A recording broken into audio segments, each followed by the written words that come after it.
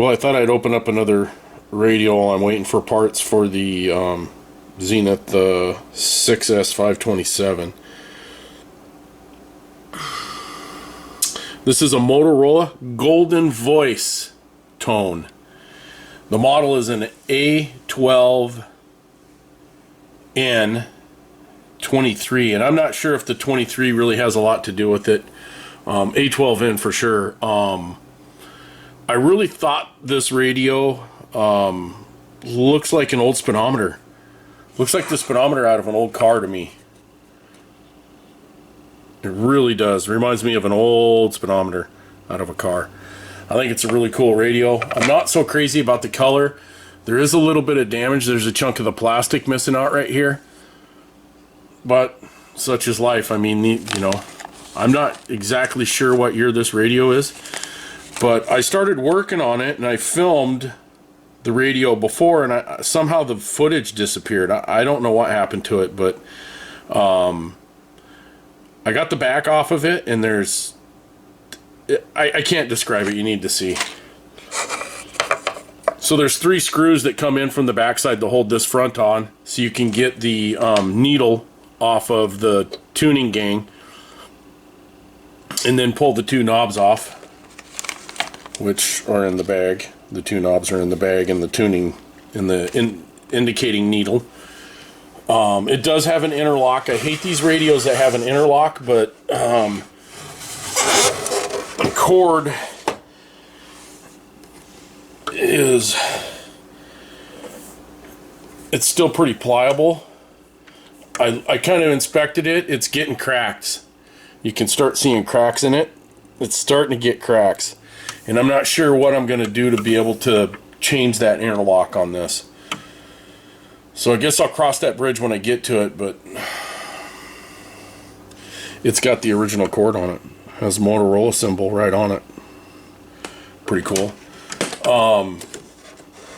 The back has got like a plasticized piece of, I forgot what this stuff is called, masonite, or I can't remember what this stuff is called, but you can see it's, let me move this back a little bit, sorry.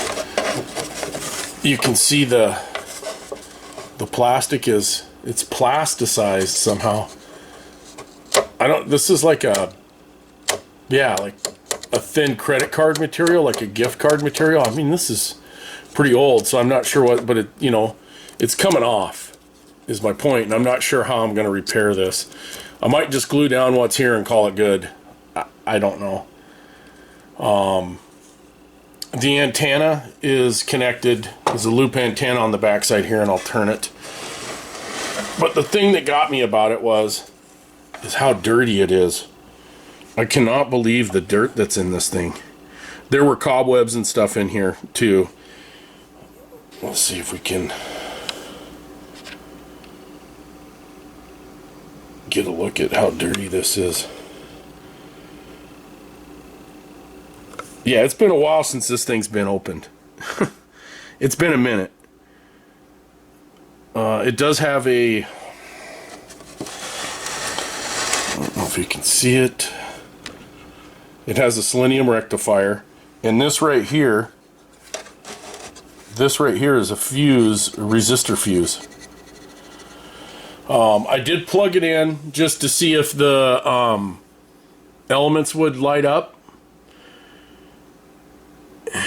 and it didn't appear as though the elements were lighting up. So I think what I'm going to do now is pull the chassis out. To get the chassis out, there's the 3 screws that hold that front cover on.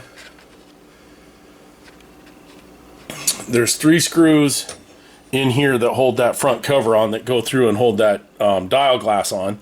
And then there's 3 more screws, one here, one there, and one over here in this metal next to the tuner. And then this should slide out. There's a plastic slot here and here for the printed circuit board that everything's on.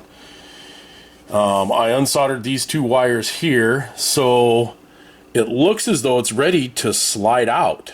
I'm debating as to whether or not to take I guess I was wrong. I must be thinking of another radio. There is no loop antenna on the back of this. Let me get a look at the back cover. Yeah, there's no loop antenna. It's a bar antenna that's right here. And it looks like there's an adjuster. You can slide this back and forth to adjust the antenna, it looks like. Possibly, I'm not sure. Something funky there. So I'm debating whether or not to disconnect these two wires and then take this out and then go blow it out. I think I'm going to leave them connected. These two wires are disconnected, so this should just slide out of here now. I don't want to damage anything. What's it getting caught on? There we go. It's out.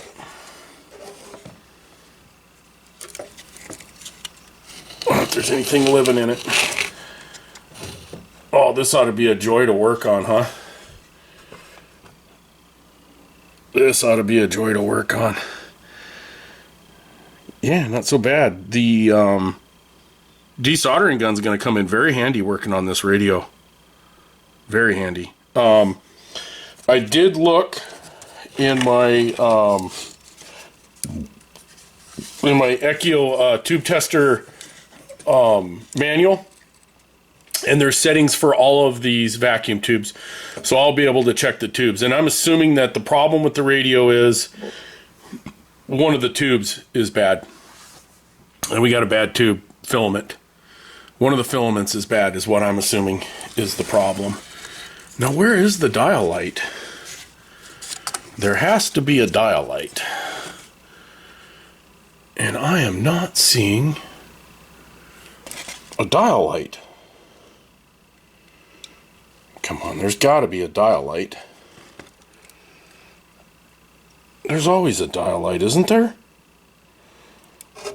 It seems kind of strange to have that. Yeah, you know what? There's not. That's a solid piece of plastic right there.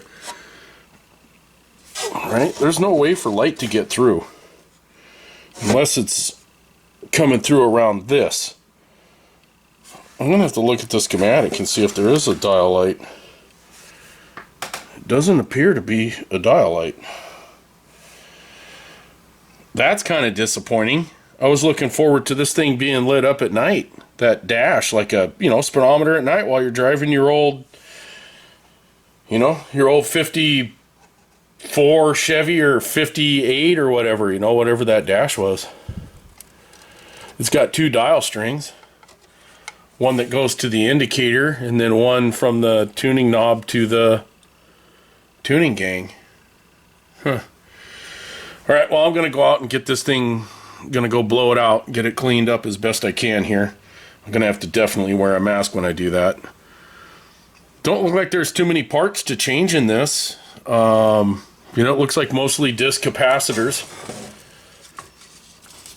Let's stand it up here. Oh, I really don't want to damage this board. Looks like mainly disc capacitors and such, so it's probably not a whole lot we're going to have to do to this thing. Just check resistors, make sure they're okay. Probably change the tube, clean it up, lube it, and check the alignment. Change out this selenium rectifier. Alright, I'll be back. Well, I took it out and blew it off, and we'll take a look at that here shortly. But I think I was right about an open filament. They have it marked on the bottom side here. And you can see where the board has gotten warm here and here, where these tubes, where these two output tubes are, the 35C5s, or 35C6s, 35C5, sorry. They've gotten awful, the board looks like it's a different color here, like heat. According to the schematic in these little tubes, it's pin 3 and 4 are the filaments. So I got her in resistance.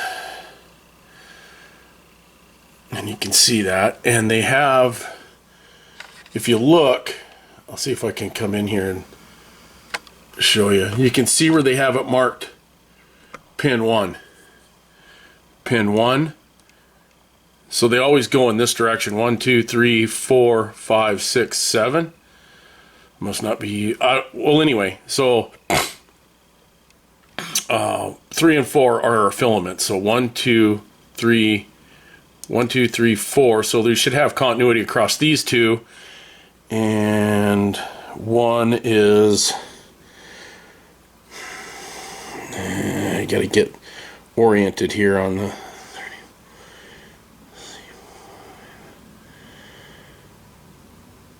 Well, they didn't mark this one. But I'm assuming since there's a space here, right, that this is 1, 2, 3, 4, and it's connected. 1, 2, 3. 3 and 4 are connected because your filament's going to be in series. So I'm going to come out here so you can see the meter and what I'm doing both. Can I change that where you can read that a little better? There you go. So 1, 2, 3,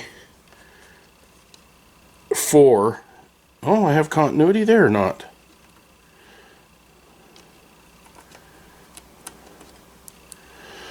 So our meter works.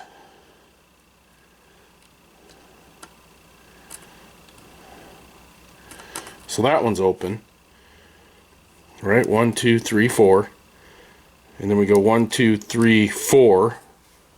So we can cross these two. And we have continuity there. It's a little high. It's 33. I think that's 33 ohms. I'm not sure what it's supposed to be, but it has continuity. And then we have the 12 AV6. And there's a 12 AV6 here. Let's see. And they've marked these 1. So 1, 2, 3, 4. So we should have continuity between here and here. And we do. And this one is marked 1.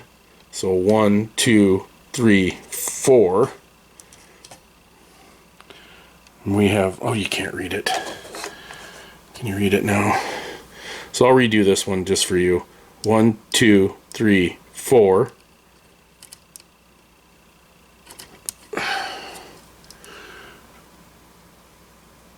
That seems awful high. 1, 2, 3. There might be something wrong there. 1, 2, 3, 4. We should have continuity here. Yeah, and they're both 12 AV. I think they're supposed to be 12 AV6, 12 AV6, 12 AV6. So 1, oh, that's why I was wrong. 1 is here. 1, 2, 3. Yeah, 3, 4 right here. Yeah, that seems awfully high.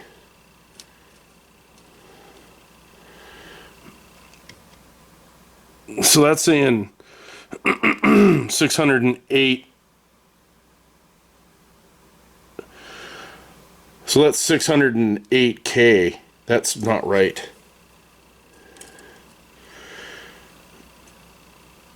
One, 2, 3, 4. There we go. That's why. You got to count them correctly. So 12 ohms. And 1, 2, 3, 4. This one's 12 ohms. 14. I'm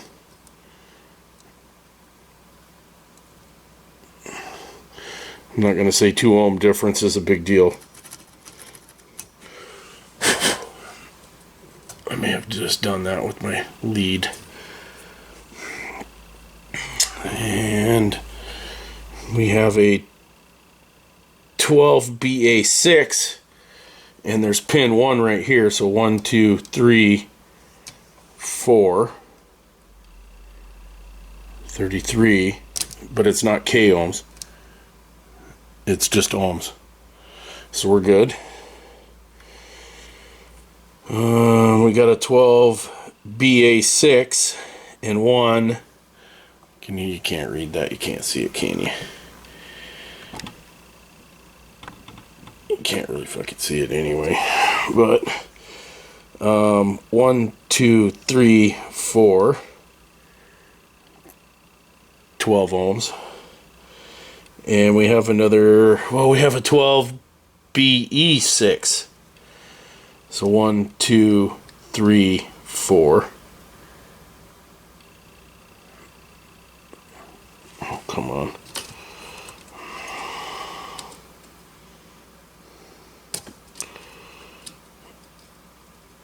I don't know why I'm wasting my time doing this. Let's make sure I'm counting that right. 1, 2, 3, 4. So we could have a problem with a couple of filaments in these tubes.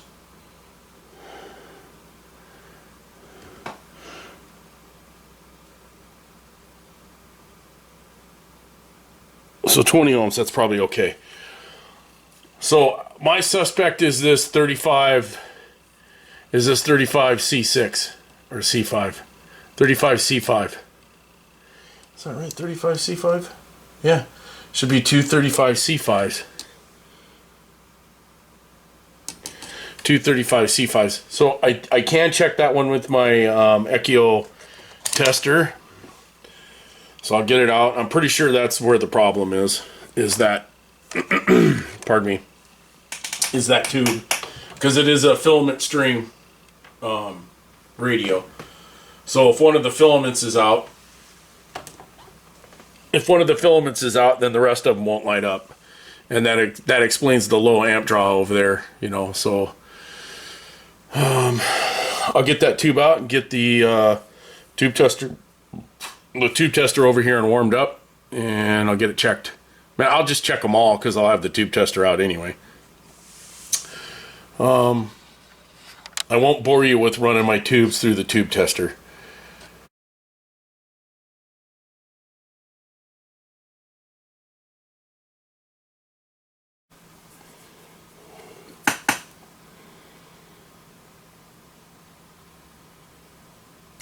I've got the Motorola radio here again. I've changed the capacitors. Oh, you can't see it. I'll have to turn it so you can see it. I've got it set up so you can see the amp. I'm ready to turn it on. But I changed out the can capacitor with these three electrolytics. This old printed circuit board, boy, I'll tell you, what a mess. The traces just come off of here. They're barely on the board as it is. I don't know what kind of glue they used or how they used to build these things, but boy, it's not very good. It's hard to get components off the board, and I'm afraid that I'm gonna have to change this selenium rectifier. I'm not too happy about it, but it has to be done, I'm pretty sure. I don't feel comfortable leaving it in here, even if it's not even if the internal resistance is not right and the output voltage is correct. I still don't feel safe leaving it in here. When these things fail, they fail pretty spectacularly generally. Don't want to take a chance, especially this is a plastic radio. It's got a plastic case. So I did get a new 35C5 tube. I got two of them. I just wanted to change both of them. Probably didn't need to, but I did. So I got a spare 35C5 tube now. The electrolytic values were 280s and a 60. So I put 82s and I believe 68 microfarad in there at 250 volts. They fit in there pretty well. I had a hard time getting that old one out, but I got it out without destroying the traces too bad and the pads. But so let's see, I got the Variac turned down. Let's put this on one bulb's on. Okay, let's put this where you can see it. Get these out of here, they don't need to be there. Okay, so Let's start at about 60 volts if we can. 55. Okay, 70. That's fine. Oh, this isn't on.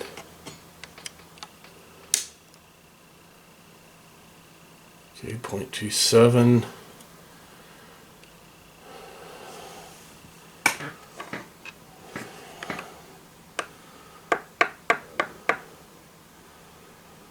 Yeah, the amp draw is not bad at all. 0.12, about 60 volts.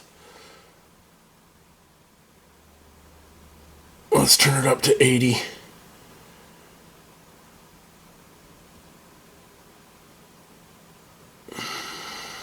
.14. I don't have the speaker out of the cabinet. I got a test speaker that I got. It's a pile that I used on that other on another radio I did before. I hear noise.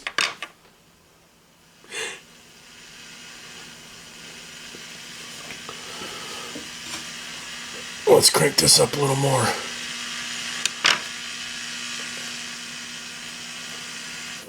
Okay, so I can control that's static then. 0.2.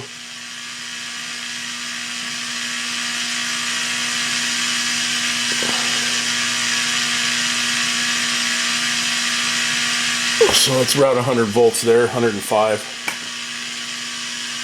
0.21 amps, 20 watts, that seems about right. The bulb is really limiting the current that this can draw, I believe, as bright as that bulb is getting. Let's turn the voltage down. Back down around 70, let's put 2 bulbs on it. Oh yeah. 0.2. Let's turn that volume down a little bit. Let's go ahead and bring her up to full here. 117 volts. No, I want 117 volts. 117. Quarter amp, 0.25, 26 watts. Now, I believe the bottom of the radio said 35 watts.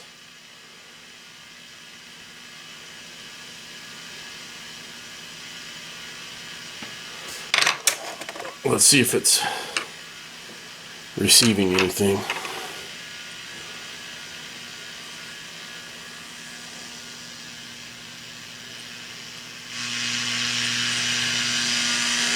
Sure does sound like it. Yeah, the normal background noise in my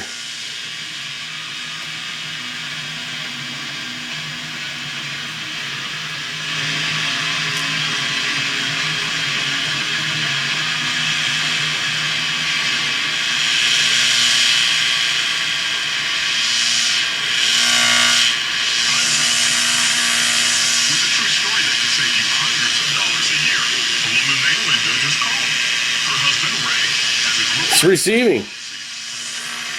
It's making some funny noises.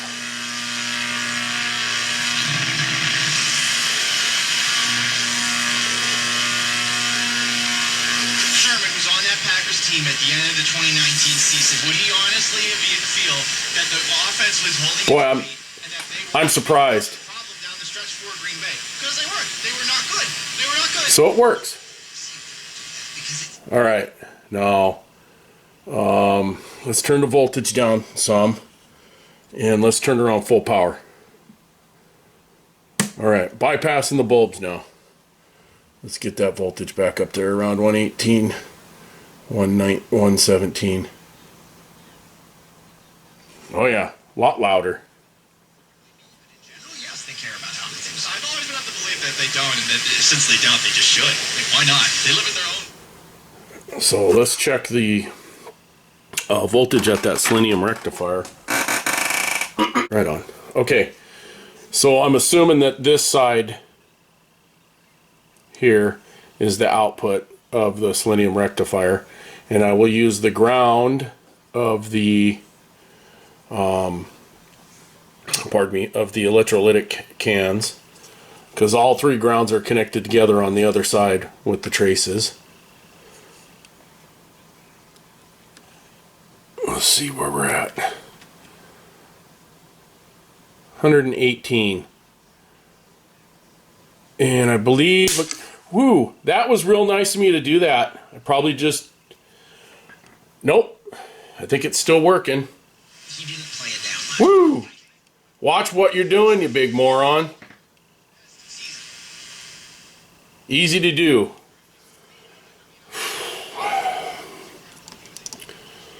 Let's go back in here. I wonder what I touched.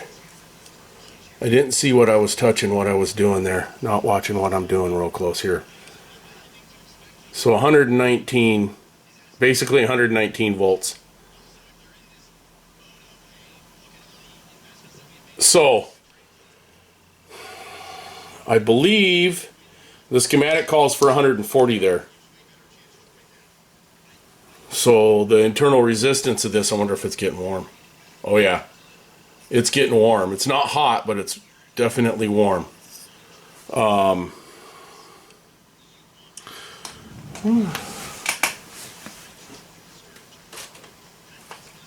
got my my high quality thermal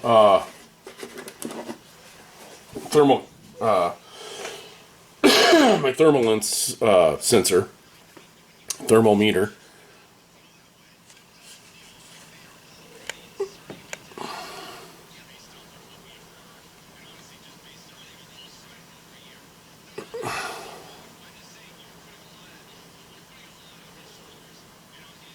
So it's running about 116, 117. 117. I would figure it wouldn't be running that hot. I wouldn't think it would get that hot. How hot is that tube?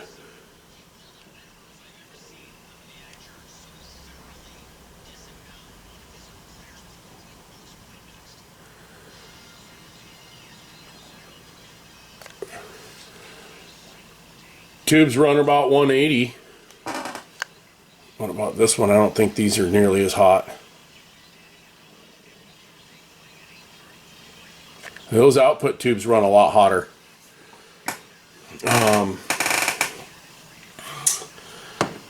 Probably the longer it runs,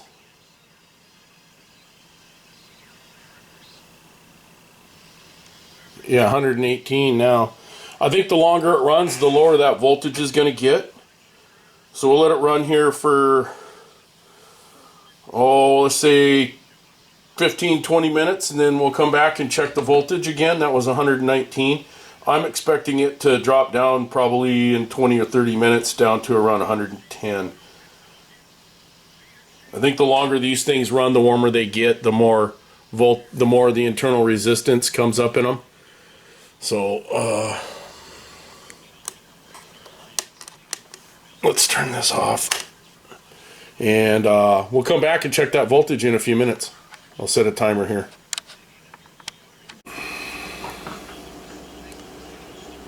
Okay, so I set the timer for 15 minutes.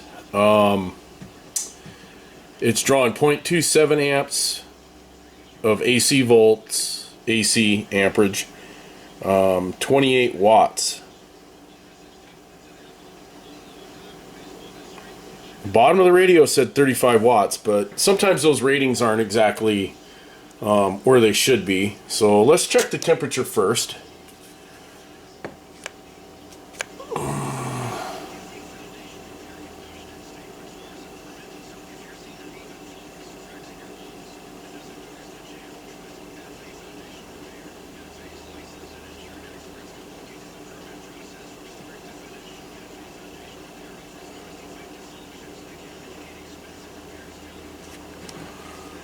$129.5, so it's definitely gotten hotter. 15 minutes isn't very long. You know, a person would probably use this radio to listen to a baseball game.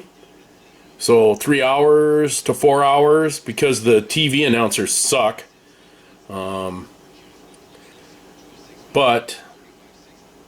you might also listen to some old radio programming through an AM transmitter like the Arduino AM transmitter. Listened to a couple episodes of The Shadow. They're about 15-20 minutes each, so 40 minutes. I don't know how much more that's going to drop in voltage. I'm guessing in 15 minutes it probably dropped 2 to 3 volts. I don't think it's going to drop 4. Otherwise, I think this would be getting up pretty hot. I don't think it increased temperature that much, so I'm guessing 2 or 3 volts. So I'm going to try not to make any sparkies this time.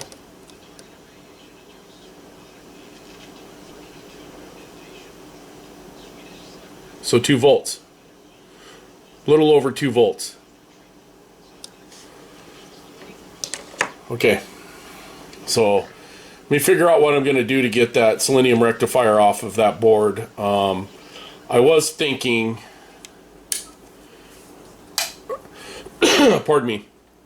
I was thinking maybe I could cut this, clean the paint off of it, and use it as a terminal, as a eyelet, or maybe even wrap the resistor and the diode around each leg of this if I could cut this. I'm very leery of trying to pull components off of the board again. I do not want to damage the traces on this board, which appear to be very easily done. I just got to figure out how to cut this, because I think if I use a pair of dikes, I'm not going to be able to get up high enough to save enough of it to make a terminal out of it. I don't think there's room in here to get a Dremel with a cutoff wheel. Hacksaw blade's not going to work. Obviously not enough room. Let me give it a think. I'll figure it out. I always do. It may not be the right way, but it works. Thanks for watching, and we'll come back once I get the diode and and figure out the size of the resistor and how many watts. I'm assuming 140 volts is what it's supposed to be. So I'm thinking it's probably not going to be that big of a resistor, and probably not that much of a not that many watts. It's probably going to be a pretty small resistor, I would think. At the most a 5 watt. Might just be safe, and might even like heat glue the resistor down and have the leg coming over, and then just have the diode coming over, so the resistor is, you know, on the board itself. Wow, the board itself is warm. Is that transformer getting hot? No. All right. We'll come back.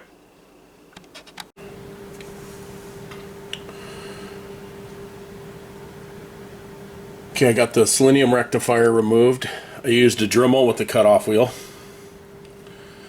The long leg is here. The short leg is here, because I had a hard time getting in there between. I was worried about this, so I was being very careful, not watching the cut, more watching the wheel not hitting the output transformer or the board. But that's okay, there's enough there to solder to. Pardon me.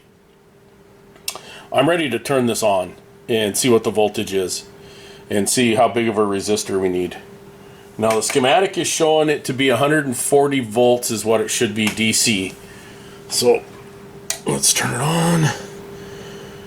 Now I've got this running full power, bypassing the dim bulbs, the bulbs. So it should be seeing full voltage here and full amperage.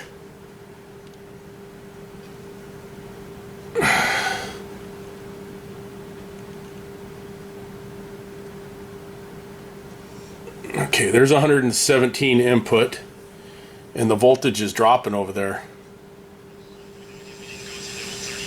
It was awful high, 160 something, but operating voltage right now is 138 without a resistor.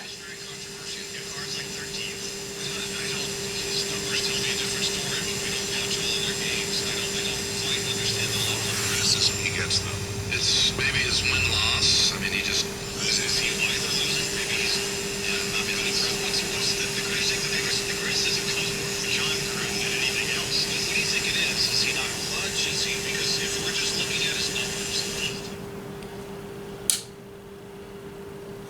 Okay, let's see what that inrush current is here, or what the inrush voltage is.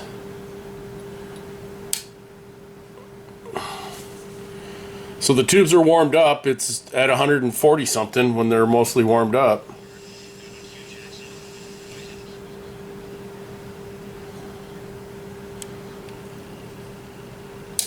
So I wonder if I have to put a resistor in there to limit that maximum voltage.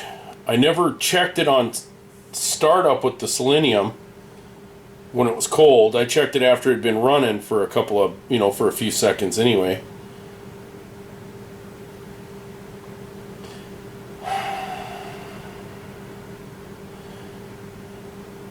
I wonder what that cold voltage is, and if that's going to really make that much of a difference. Because the operating voltage is what we're really worried about. The inrush voltage, boy, 160, but the tubes aren't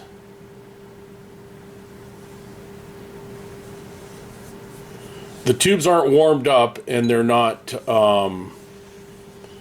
emitting, or I'm not sure how to say it, but they're not, it's 150, 160. So I got the volume up a little bit here so we can hear it. He's one of the few guys that's had a season 70% completion percentage, and at one point, see, that seems like the fully warmed up state there. 29 watts, 29 and a half watts, almost 30 watts. 29.9 watts and 0.3 amps. But our voltage is below 140. But holding steady at 138. So I'm going to call that good. I'm just going to solder that diode in there and call it good. Maybe once I don't think there's any resistance in these wires. They're not getting warm. Amazing I'm not having to add a resistor. Almost every time I've ever changed one of these, I've had to add a resistor. Matthew, Kurt is just a horrible record against winning teams. A horrible 140 volts. night games, prime time games. Yeah, 140 volts. It's pretty clearly marked on the, and that's the Zenith schematic too. That isn't the one that's in Ryder's or in Bateman's. This is from Zenith. Made that such a close game. It was their running back and their backup running back. Backup, yeah. Oh, yeah, last year. John, but by the way, it's funny. I don't know if you saw it yesterday. Odds makers were coming out, and they said two teams that are favored to lose 17 games: Detroit and Houston. Really? They were going to go winless. Yeah. In other words, they were underdogs in every game. I think Dan Campbell's going to be chewing his own. Well, I'm gonna call it.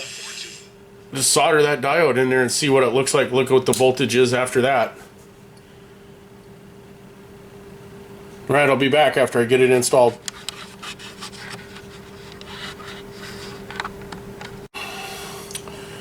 Okay, I got the diode soldered in. Just so you know, this is the diode I used. It's an NTE 5809. The specs are 1,000 volts max and 3 amps. I don't know that the 1,000 volts really matter. It says 200 amp max, but whatever, it's 3 amps at 0.9 volts. So you've seen this thing doesn't draw over just like a third of an amp, right around a third of an amp. And that includes the filament string. So the filament string is 0.15, so pardon me, the rest of the radio is drawing 0.15. It's hardly anything.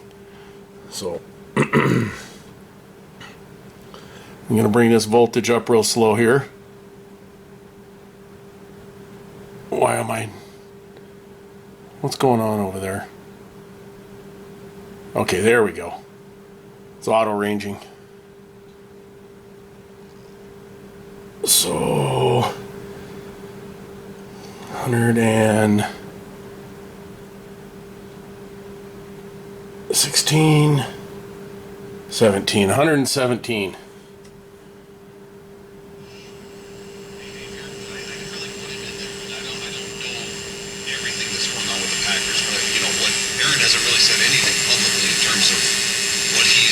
Now that's something, isn't it? Some people around him are saying he doesn't want to play with this GM and blah, blah, blah. So I think some of it is diva behavior, but it's certainly a different time. And certainly, some of these guys' comments are based on wanting to win. Not so much, I'm not getting the respect. So wasn't getting a good connection on that ground. That I deserve. 139. It's more about, Just what we've seen before with all those leads hooked up to it.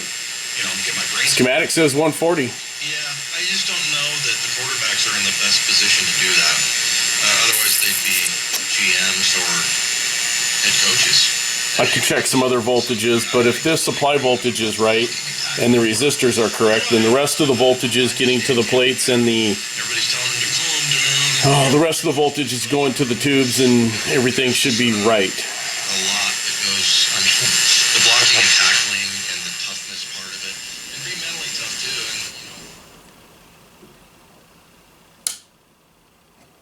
So we'll get a little close up here of the diode installed to get the lead out of the way so you can see it.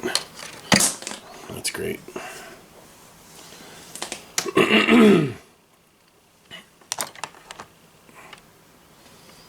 Let's get that power turned off before I get hit like a big idiot.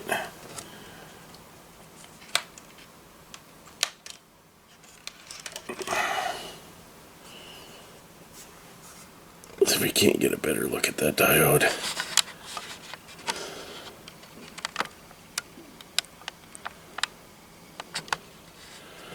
There, soldered on the board, nice and solid. Little heat shrink on either leg, wrapped around the little stubs left of the selenium rectifier. She ain't going anywhere. She's solid. I cannot believe I did not have to add a resistor to get the correct voltages. Almost makes me believe the schematic's wrong, but I got the one from Zenith, so I'm calling it.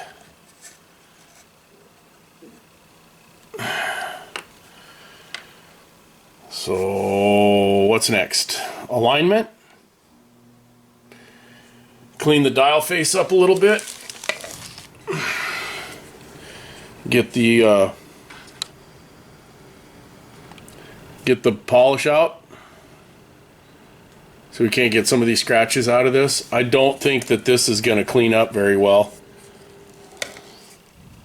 I will do my best to clean it. It's plastic. It's got that metallized, plasticky. See where it's coming off right here? There's nothing I can do about that. I guess maybe repaint it with gold paint. I'm not so sure I'm into doing that.